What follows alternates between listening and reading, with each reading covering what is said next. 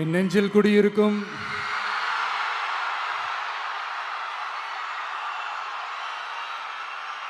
கரூர் சொந்தங்கள், உங்கள் அனைவருக்கும் என்னுடைய வணக்கம்.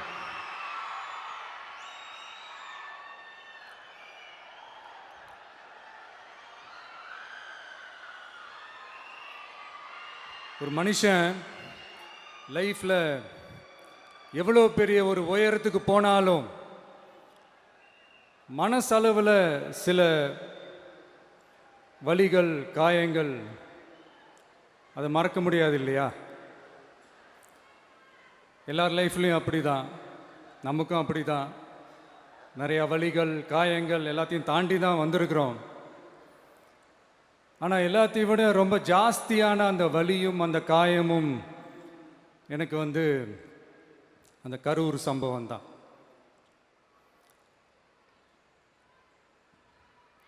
மக்களை சந்திக்கணும், மக்கள் பிரச்சனைகளை எடுத்து பேசணும்.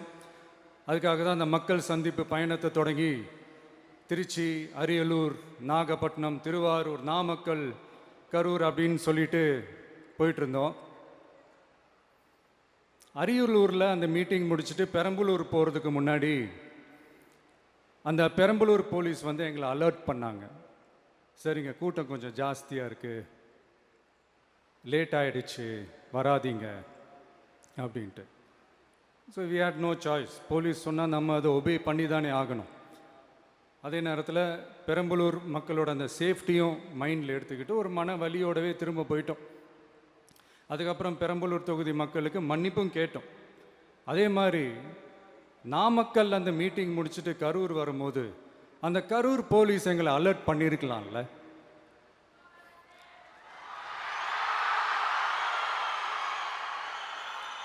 இல்லை சார், இங்கே எதிர்பார்த்ததை விட கொஞ்சம் கூட்டம் அதிகமாக இருக்குது, கண்ட்ரோல் பண்ண முடியல, வராதிங்க. அண்ட் போலீஸ் நினச்சா அவங்க அந்த மீட்டிங்கே கேன்சல் பண்ணலாம்.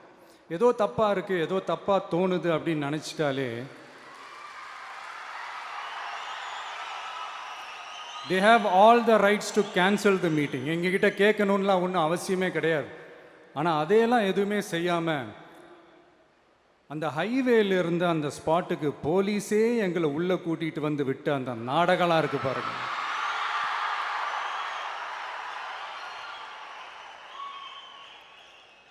நம்பிட்டேங்க, முழுசாக நம்பிட்டேன்.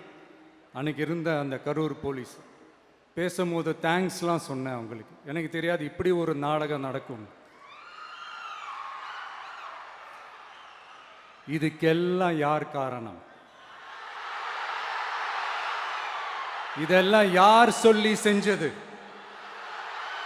இப்படி பண்ணுங்க, அப்படி பண்ணுங்க, சப்போஸ் அப்படி நடந்தா இப்படி பண்ணுங்க, சப்போஸ் இப்படி நடந்தா இந்த மாதிரி இன்ஸ்ட்ரக்ஷன்ஸ்லாம் கொடுத்து அந்த ப்ரெஷர் போடுறது யார்?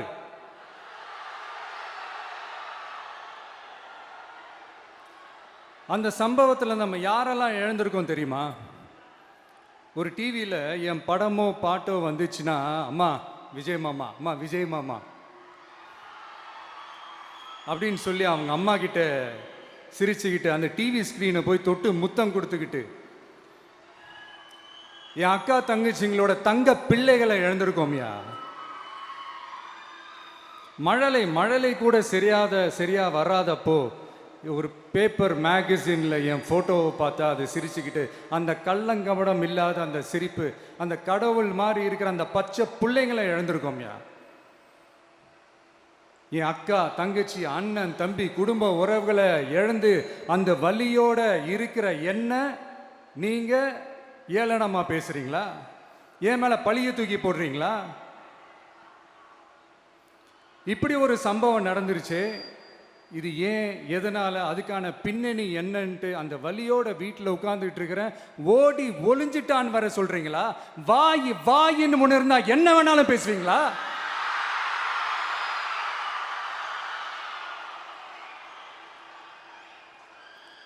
மக்களே, நான் உங்களையே கேட்குறேன். அன்னைக்கு அத்தனை க்ரௌடு இருந்துச்சு, அந்த க்ரௌடுக்கு தகுந்த மாதிரி போலீஸ் பாதுகாப்பு கொடுத்தாங்களா? இந்த இடத்தை எடுத்துக்க சொல்லி நாங்க தான் சொன்னோம்னு ஒரு போலீஸ் ஆபீசர் பேட்டி கொடுக்கிறாரு. அதுக்கு என்ன அர்த்தம்? இவ்வளோ வலி, இவ்வளோ காயங்கள் கொடுத்துட்டு பழியை தூக்கி நம்ம மேல போட்டுட்டு அதுல ஒரு அரசியல் ஆதாயம் தேடுறீங்களேயா? இதுல வாய் கூசாம சட்டசபையில ஸ்டாலின் சார் நம்ம மேல திருப்பி விட்டு அங்க ஒரு அரசியல் செய்றாரு. அதுக்கு என்ன அர்த்தம்? நமக்காக வந்திருக்கிற மக்களை காக்க வைக்கிறதுக்கு நான் ஒன்றும் ஆதாயம் தேடுற அரசியல்வாதியெல்லாம் கிடையாது. மக்களுக்காக அரசியலுக்கு வந்தவன் இந்த விஜய். எனக்காக எல்லாமும் கொடுத்த என் மக்களுக்காக எல்லாத்தையும் விட்டுட்டு மக்களுக்காக மட்டுமே அரசியலுக்கு வந்தவன் இந்த விஜய். அவங்களுக்காக நன்றி கடன் செலுத்துறதுக்காக மட்டுமே அரசியலுக்கு வந்தவன் இந்த விஜய். உங்களுக்கு தான் இந்த விஜயை பத்தி நல்லா தெரியுமே. ஆனா நம்ம எல்லாருக்குமே இத்தனை வலிகள் காயங்கள் கொடுத்தவங்களுக்கு இந்த 2026 தேர்தலில் தக்க பதிலடி கொடுத்துட்டீங்க. ஆனா அது மட்டுமே பத்தாது மக்களே, அது மட்டுமே பத்தாது. காலகாலத்துக்கும் எழுந்திருக்கவே முடியாத அளவுக்கு நிரந்தரமான ஒரு பதிலடியை நீங்க கொடுத்துக்கிட்டே இருக்கணும்.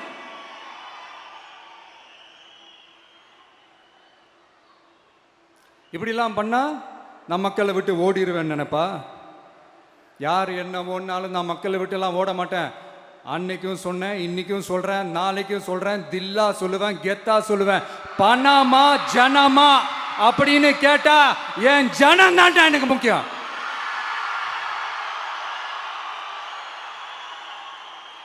மக்களே, உங்களை விட எனக்கு இந்த காசு பணம் முக்கியமா என்ன? இவ்வளோ குறைகள் நம்ம மேல சொல்றாங்களே, இப்ப நான் சொன்ன மாதிரி அவங்களால ஓப்பனா சொல்ல முடியுமா? அந்த தில்லு இருக்கா, திராணி இருக்கா? ஒரு கிடையாது. ஆனா நம்ம மக்கள் அமைச்சு கொடுத்த நம்ம அரச குறைகள் மட்டும் டிசைனா மாடலா குறைகள் மட்டும் சொல்லுவாங்க. ஒவ்வொரு டிபார்ட்மெண்ட்லயும் அந்த பார்ட்டி ஃபண்ட், அந்த கட்சி நிதின்ற பேர்ல அடிக்கிற கொள்ளையெல்லாம் இந்த தீய சக்தியா இருக்கட்டும், தீந்து போன சக்தியா இருக்கட்டும், ரெண்டு பேரும் மாறி மாறி இதே தான் செஞ்சிட்டு இருக்கிறாங்க. இதுல ஒரு ஹைலைட் காமெடி என்னன்னா, சட்டசபையில் பேசும்போது பார்ட்டி ஃபண்டுன்னு தான் சொன்னேன். அது எந்த பார்ட்டி, என்ன ஃபண்டு, யாரு, என்ன பேரு எதுவுமே சொல்ல. பார்ட்டி ஃபண்டுன்னு சொன்னவனை எடுத்தாங்க பாருங்க ஒரு ஓட்டம். எனக்கே ஃபர்ஸ்ட் புரியல, ஏன்பா ஓடுறாங்க? அப்படி என்ன நம்ம இப்போ சொல்லிவிட்டோம்? அதான் அந்த குற்றமுள்ள நெஞ்சுக்கு தான் குறுகுறேங்கும். இது எப்படி இருக்கு தெரியுமா? எங்க அப்பா பீரோக்குள்ள இல்லை, எங்க அப்பா பீரோக்குள்ள இல்லை அப்படின்னு சொல்ற மாதிரி. ஐயோ, ஏன் கேட்குறீங்க? இவங்களோட செம்ம கூத்தா இருக்குங்க, செம்ம ஃபன்னா இருக்கு. சென்னையில் ஒரு பாலம் கட்டுறதுக்காக நார்மலாக ஆகிற செலவை விட அதிக செலவில், கிட்டத்தட்ட டபுள் மடங்கு செலவில் ஒரு டெண்டர் ஒன்று விட்டுருக்குறாங்க. அதையெல்லாம் தோண்டி எடுத்து அதெல்லாம் இப்போது கண்டுபிடிச்சி கேன்சல் பண்ணியிருக்கிறோம். இன்னும் எத்தனை கோடி ஊழல், எத்தனை லட்சம் குடல் தோண்ட வருமோ எங்களுக்கே தெரில. ஒவ்வொரு முகமுடியாக கிழியுது. ஐயோ, இந்த விஜய் ஒவ்வொரு கதையாக எடுத்து வெளியில் விட்டுருவான் போலேன்ட்டு திரும்புகிற பக்கம்லாம் கதறல் கதறல் கதறல், காதலேருந்து ரத்தம் வராத குறை. ஆமாம், இப்படி ஊழல்லே ஊறி போனவங்க இப்படி தான் இருப்பாங்க. இந்த 50-55 நாட்களில் அங்கே செஞ்ச சில விஷயங்கள்லாம் சட்டசபையிலே எடுத்து சொன்னேன். பட் இங்கே ஒரு சில விஷயங்கள் சொல்லணும்னு நினைக்கிறேன். இந்த மின்சாரத்துறையில் இதுக்கு முன்னாடி போட முடியாமல் இருந்த அந்த பதவி உயர்வை இப்போ தான் எங்களால் போட முடிஞ்சது. அதுக்காக ஒரு அக்கா அழுதுகிட்டே ஒரு நன்றி சொன்னாங்களே, அதெல்லாம் அவங்க கண்ணில் படாது அந்த வீடியோலாம், குறை சொல்கிறவங்களுக்கு. அடுத்து லஞ்சம்லாம் ஒழிக்க முடியாது, ஊழல்லாம் ஒழிக்க முடியாது, அதெல்லாம் பிளட்டிலேயே ஊறி போய் இருக்கு அப்படின்னு சொன்னவங்க போய் ஒவ்வொரு கவர்மெண்ட் ஆஃபீஸா பாருங்க. ஒரு பைசா லஞ்சம் இல்லை, ஒரு பைசா ஊழல் இல்லை, வேலையெல்லாம் சும்மா டக்கு டக்கு டக்குன்னு நடக்குது. ஒரு பெரியவர் ஒருத்தர் சொல்றாரு, தம்பி வேலையெல்லாம் நடக்குது, ஆனா அதையும் தாண்டி எங்களுக்கு மரியாதை கொடுக்குறாங்க தம்பி, உட்கார வச்சுலாம் பேசுறாங்க. இதெல்லாம் இதுக்கு முன்னாடி நடந்ததே இல்லை. அவனை போய் பாரு, இவனை போய் பாரு, இந்த ஆஃபீஸரை போய் பாருன்னு சொல்லி அலைய விடுவாங்க. இப்போ லஞ்சம் இல்லை, ஊழல் இல்லை, வேலையெல்லாம் உடனே நடக்குது. மக்கள் அப்படி ஒரு பெருமூச்சு ஒன்று விடுறாங்க. அதை பார்த்து நமக்கு அப்படி ஒரு ஹாப்பினஸ். இதுக்கு மேலே என்ன வேணும்? ஏன் இதெல்லாம் பண்ண முடியாது? மனசுன்னு ஒன்று இருந்தால் பண்ணலாம். இப்போ பண்ணலை. அதே மாதிரி இந்த எல்என்டி நிறுவனத்தோட 18,600 crore-க்கு 3 திட்டங்கள் அந்த ஒப்பந்தம் அந்த கையெழுத்து போட்டிருக்கிறோம். கிட்டத்தட்ட 8,200 பேருக்கு வேலை வாய்ப்பு. நான் சொல்கிறது அந்த 3 மாவட்டத்தை சேர்ந்தவங்களுக்கே அவ்வளோ வேலை வாய்ப்பு. குறுவை சாகுபடிக்காக 134 கோடியில் அந்த சிறப்பு தொகுப்பு திட்டம் அறிவிச்சிருக்கிறோம் நம்ம விவசாயிகளுக்காக. இப்போவும் சொல்கிறேன், நம்ம விவசாய பெருமக்களே, உங்களோட இந்த அரசு கூடவே நிற்கும். பெண்கள் பாதுகாப்புக்காக சிங்கப்பெண் அதிரடி படை, அது உங்களுக்கு நல்லா முன்னாடியே தெரியும். வரப்போகிற அறிஞர் அண்ணா அவர்களுடைய பிறந்த நாளில் உங்கள் அண்ணனுடைய அரசில் தாய் மாமன் தங்க மோதிர திட்டம் அறிவிக்கப்படும். இதெல்லாம் கேட்டாங்களே, வாக்குறுதி கொடுத்தீங்களே, என்னாச்சு என்னாச்சுன்னு. இந்த தீய சக்தி மாதிரி ரீல் தாய் மாமன்லாம் கிடையாது, ரியல் தாய் மாமன். எப்படி ரியல் தாய் மாமன்.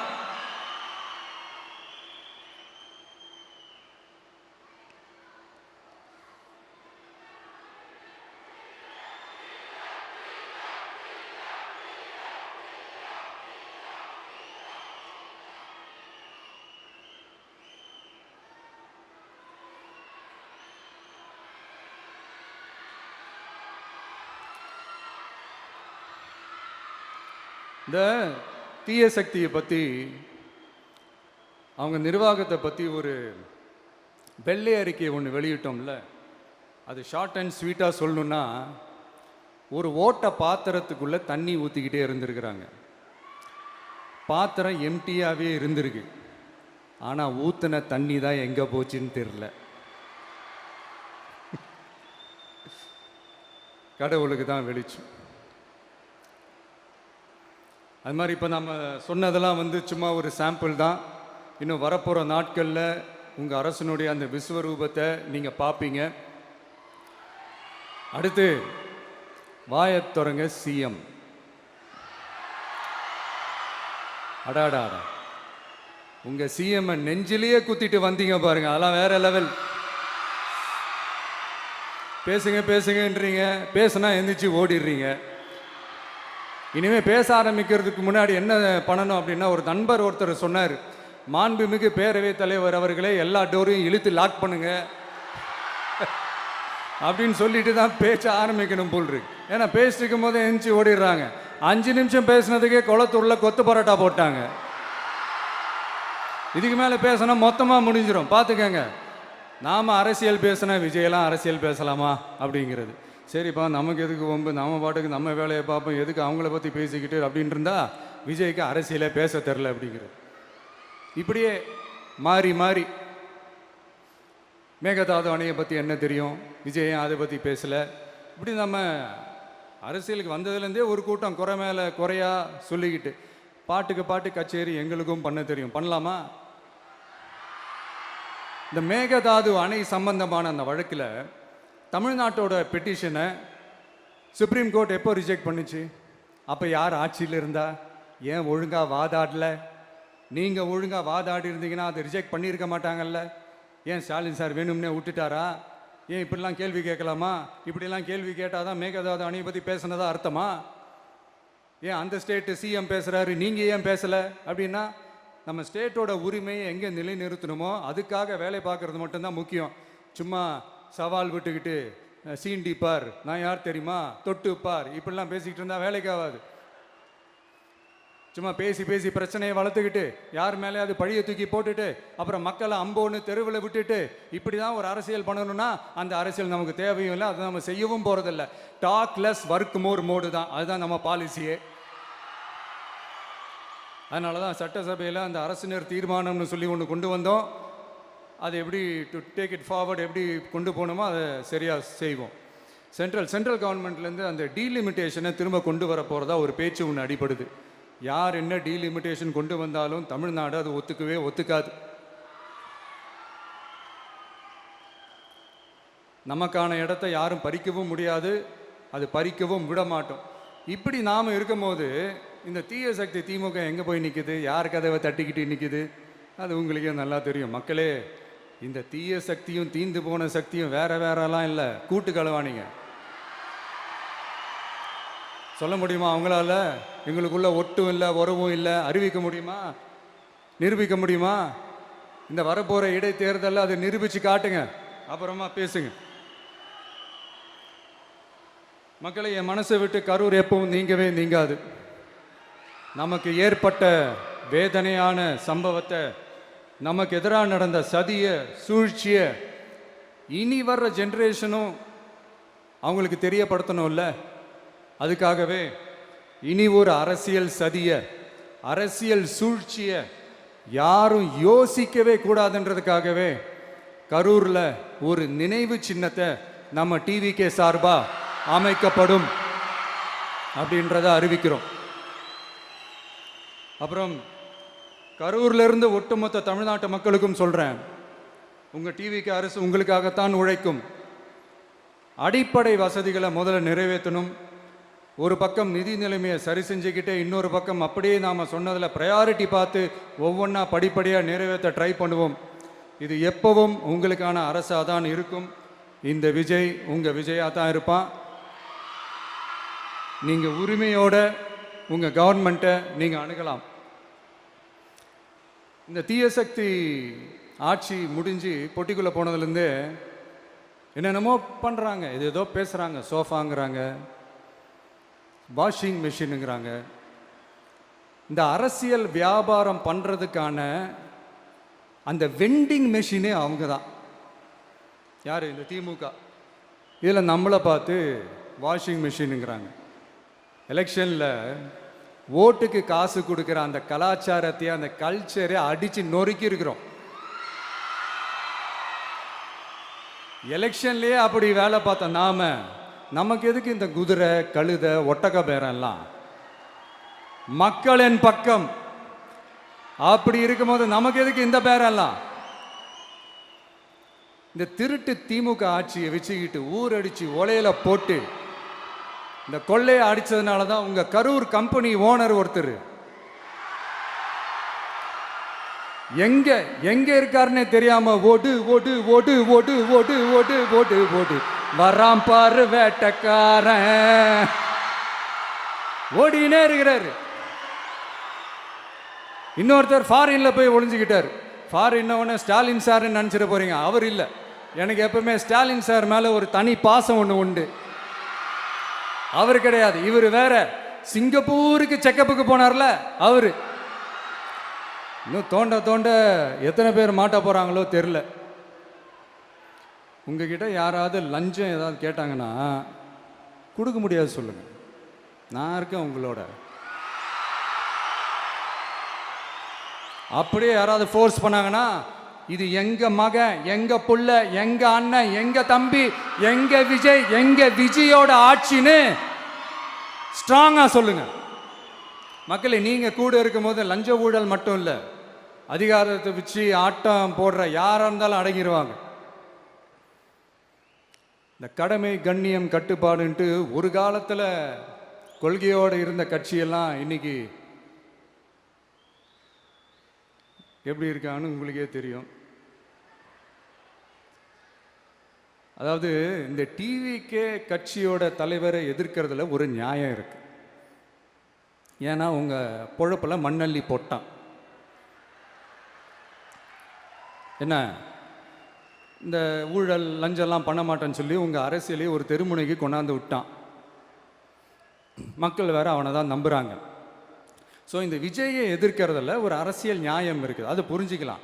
ஆனால் இன்னைக்கு இந்த விஜயை மக்கள் ஓட்டு போட்டு ஜெயிக்க வச்சு ஒரு தீர்ப்பை கொடுத்து மக்களுக்காக வேலை செய்யறதுக்காக முதலமைச்சராக உட்கார வச்சிருக்கிறாங்க. என்னமோ இன்னமும் நீங்க தான் ஆட்சியில் இருக்கிற மாதிரி. விஜய் கரூருக்கெல்லாம் போகக்கூடாது, விஜய் இங்க போகக்கூடாது, அது செய்யக்கூடாது, இது செய்யக்கூடாதுன்னு எனக்கு புரியலையே. ஆட்சியில் இருக்கும் போது தான் இவ்வளோ கட்டுப்பாடெல்லாம் போட்டீங்க, எஸ்ஓபிஸ்லாம் போட்டீங்க, ஸ்டாலின் சார் ஆப்ரேட்டிங் ப்ரொசீஜர்லாம் போட்டீங்க. இப்போவும் அதே பண்ணிட்டு இருந்தீங்கன்னா என்ன சார் நியாயம்? இல்லை, நான் தெரியாம தான் கேட்குறேன். இன்னும் கனவுலையே இருக்கிறீங்களா? முதல்ல முழிச்சு வாங்க, ரியாலிட்டிக்கு வாங்க. உங்கள் ஆட்சியெல்லாம் வீட்டுக்கு போய் டிவிக்கேன்னு ஒரு ஆட்சி வந்து ரொம்ப நாள் ஆச்சு. ஒழுங்கா படி, ஒழுங்கா படி என்று சுப்ரீம் கோர்ட் ஓங்கி மண்டேலியே நறுக்கு நறுக்கு நறுக்கு என்று செம்மட்டியாலே அடிச்சும் இந்த திமுக முழிச்சிக்கல அப்படின்னா அப்போ கொஞ்சம் கஷ்டம்தான். வெற்றி தோல்வியெல்லாம் அரசியலில் சகஜம் சார். அதுக்காகலாம் வெறி பிடிச்சி இந்த பதவி வெறி பிடிச்செல்லாம் அலைய தேவையில்லை. நல்ல விதமாகவே சொல்கிறேன், நியாயமான அரசியல் பண்ணுங்க. ஓ, அதுதான் உங்களுக்கு தெரியாதுல்ல. இந்த தீய சக்தி திருத்தவும் முடியாது, அவங்களா திருந்துவாங்கன்னு பார்த்தா அதுவும் நடக்க போகிறதில்ல. அதனால் வரப்போகிற இடைத்தேர்தலில் மக்களே இந்த தீய சக்தி திமுகவை நல்லா வெச்சு வெளுத்து விடுங்க.